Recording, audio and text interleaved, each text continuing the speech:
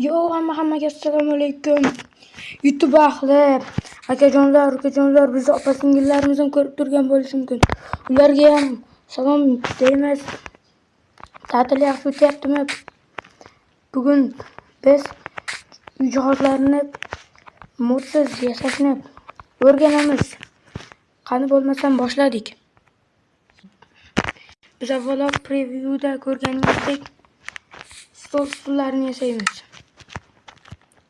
Buni ko'rgan bo'lsangiz kerak, oddiygina. Mana shu zina bloklarni o'zi yetadi. Mana bunday joylashtiramiz.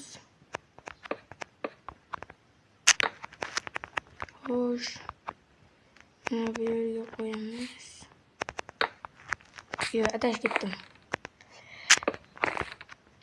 Mana bo'ldi, hech nima qilmaydi. Mana to'g'rilandi.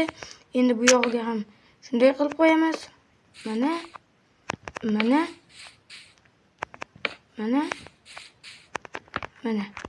Va keyingi stolni shunday qilib qo'ysangiz bo'ladi. Mana. Bemalol o'tirib sizga narsalarni qo'ysa bo'ladi. Va bizning keyingi yasaydigan narsamiz bu kompyuter.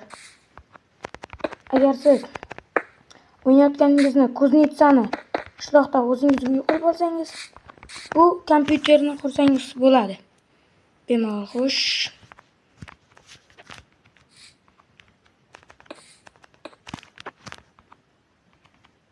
O'tirish ham shart emas. Bu yerga ishgacha va klaviatura bo'ldi. Mana shunday qilib kompyuterni ishlataverasiz. Albatta bu g'alatiroq, chunki bu modsiz usuli. Qani bo'lmasam biz keyingisiga o'tamiz. Va bizning keyingi yasaydigan narsamiz bu mikroto'lqinli pech.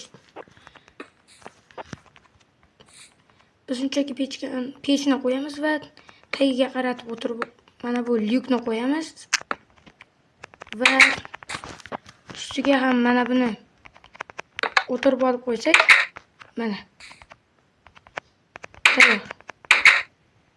O'chasiz, solasiz va yopasiz.